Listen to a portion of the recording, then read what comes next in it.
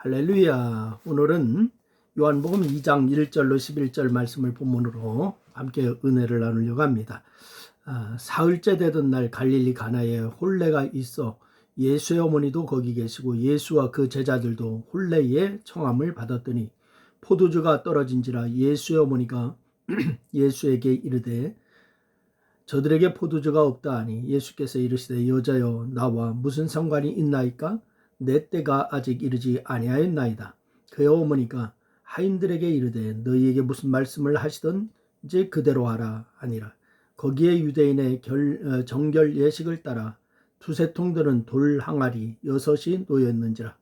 예수께서 그들에게 이르시되 항아리에 물을 채우라 하신즉 아귀까지 채우니 이제는 떠서 연회장에 갖다 주라 하심에 갖다 주었더니 연회장은 물로 된 포도주를 맛보고 또 어디서 났는지 알지 못하되 물떠온 하인들은 알더라. 연회장이 신랑을 불러 말하되 사람마다 먼저 좋은 포도주를 내고 취한 후에 낮은 것을 내거늘 그대는 지금까지 좋은 포도주를 두었도다 하니라. 예수께서 이 첫 표적을 갈릴리 가나에서 행하여 그의 영광을 나타내시며 제자들이 그를 믿으니라. 아멘. 시편 133편 말씀에 보면은 형제가 연합하여 동거함이 얼마나 선하고 아름다운지 이것을 노래하고 있습니다. 동일한 믿음을 가지고 동일한 목적을 추구하는 형제의 연합은 대제사장의 성직 수행식 때 그의 머리에 부어지는 기름보다도 귀하고 아름답고 또한 그렇게 하나님의 영광을 받으시는 그러한 일입니다. 당연히 거기에는 하나님께서 주시는 복이 있는데 그러한 믿음의 연합을 이루는 여러분 모두가 될 수 있기를 주의 이름으로 축원합니다. 그런데 우리는 그 아름답고도 복된 믿음의 연합을 오늘 이 본문에 나오는 가나 혼인잔치에서 발견할 수가 있습니다. 그날 어떤 일이 있었고 또 그 기적과 믿음의 연합이 어떤 연관이 있었는지 이것을 같이 나누면서 은혜를 나누려고 하는데, 첫째는 이 마리아는 예수께서 위기를 극복하게 하실 것이라고 하는 것을 믿었다라고 하는 사실입니다. 나사렛에서 동북편으로 8km 정도 떨어진 가나라고 하는 마을에 혼인잔치가 벌어졌습니다. 그러니까 이 나사렛에서 가까워서 그랬는지 아니면 잔치집이 친척이나 친구여서 그랬는지 예수님의 어머니 마리아가 그 잔치에 참석하였습니다. 예수님과 제자들도 그 혼례에 청함을 받아서 참석을 하였습니다. 한참 잔치가 흥겨워질 때에 포도주가 모자라는 일이 일어나게 됩니다. 유대 사이에서는 잔치에 포도주가 있어야 하는데 포도주가 떨어졌으니까 흥겨워해야 할 잔치가 아주 우울한 잔치가 될 그런 상황에 놓이게 된 것입니다. 이때 마리아가 예수님께 포도주가 떨어진 사실을 알렸습니다. 왜 그랬을까요?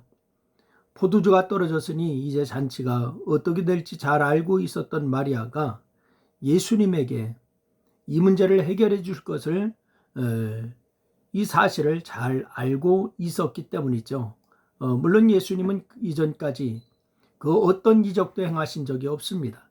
하지만 마리아는 가브리엘 천사에게 수태고지를 받은 일부터 수많은 사건들을 통해서 예수님이 단지 자신의 아들이 아닌 하나님의 아들이다라고 하는 사실을 믿었던 것입니다. 때문에 다른 사람은 할 수 없지만 예수님은 충분히 이 문제를 해결하실 수 있다라고 하는 것을 믿은 겁니다. 그래서 이 마리아는 예수님에게 얘기할 때 예수님께 내 때가 아직 이르지 아니하였다라고 이렇게 말했지만은 그 말씀에 아랑곳하지 않고 하인들에게 얘기하지요. 너희에게 무슨 말씀을 하셨는지 그대로 해라 라고 이렇게 얘기합니다. 예수님께서 자신의 부탁을 거절하지 아니하실 것이라고 하는 것을 상상할 수 없는 기적을 일으키실 것이다 라고 하는 것을 믿고 이같이 하인들에게 얘기한 거죠. 그러니까 마리아는 기적이 순종을 통해서 일어난다는 것을 알고 있었습니다. 하인들의 불순종으로 기적의 역사가 제한되거나 장애가 되지 않도록 미연에 조심을 시킨 것이죠. 그래서 이 모든 행동은 예수님께 문제를 해결하실 수가 있다라고 하는 능력이 있음을 온전히 믿는 믿음에서 나온 것입니다. 그래서 그 자신이 남자를 알지 않고 성령의 능력으로 잉태하였고 당연하다라고 말할 수가 있겠지만은 그 능력이 실생활에서도 동일하게 역사한다라고 하는 것을 믿은 것은 정말 놀라운 일이 아닐 수가 없는 것입니다. 그러니까 마리아와 같은 믿음을 가지고 믿음으로 주의 일을 감당하는 우리 모두가 될 수 있기를 바랍니다. 두 번째는 하인들은 믿음으로 기적의 신부름꾼이 되었다라고 하는 사실을 오늘 본문에서 우리가 발견할 수가 있습니다. 마리아가 하인들에게 지시하는 것을 보면은 단지 이 잔치집에 청함을 받아서 간 것이 아니라 주인과 중요한 관계에 있어서 잔치를 돕기 위해서 갔다라고 하는 것을 우리가 엿볼 수가 있습니다. 그렇기 때문에 마리아는 다른 사람들보다도 포도주가 떨어진 상황에 더 민감하게 반응을 하고 있습니다. 그 문제를 해결하기 위해서 예수님께 부탁을 한 것입니다.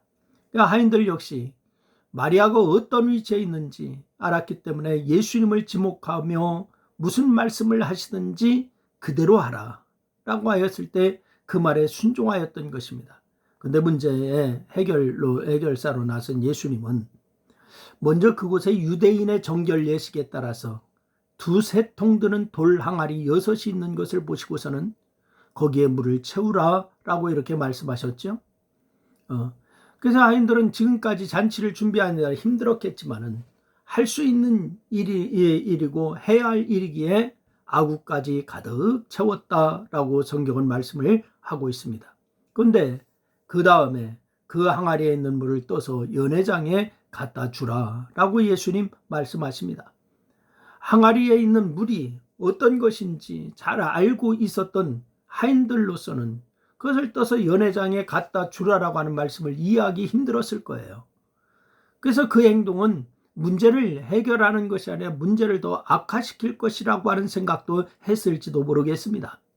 하지만 이 하인들은 예수님의 말씀대로 행동했습니다. 곧 이어서 그 물이 포도주로 변한 놀라운 기적을 목격하게 되었습니다. 여러분, 물이 어떻게 포도주가 될 수 있을까요? 그것도 질이 좋은 최상의 포도주로 만들었습니다. 물론 이 놀라운 기적은 예수님의 능력으로 일어난 것입니다. 하지만 이 기적에는 마리아의 믿음과 하인들의 순종이 빚어낸 역사였습니다. 여러분, 만약 마리아에게 그만한 믿음이 없었다면, 마리아에게 믿음이 있었더라도 하인들이 순종하지 않았더라면 여러분, 물이 포도주가 되는 기적이 일어나지 않았을 거예요. 여러분, 우리는 연합이라고 하는 말을 많이 듣고 또 하고 있습니다. 하지만 믿음으로 한 방향을 바라보면서 믿음으로 순종하는 예수 그리스도를 중심으로 한 연합을 이루어야 될 줄로 믿으시기를 바랍니다. 그때 놀라운 기적을 경험하게 될 줄로 믿습니다. 여러분의 모든 교회와 여러분의 가정이 이러한 놀라운 기적의 현장이 되기를 주의 이름으로 축원합니다. 기도하겠습니다. 하나님, 고맙습니다. 오늘도 기적의 현장을 우리가 목격하게 되었습니다. 하나님, 순종함으로 되었습니다. 연합함으로 되었습니다. 하나님, 우리의 믿음이 그렇게 되게 하여 주시옵소서. 예수님의 이름으로 기도했습니다. 아멘.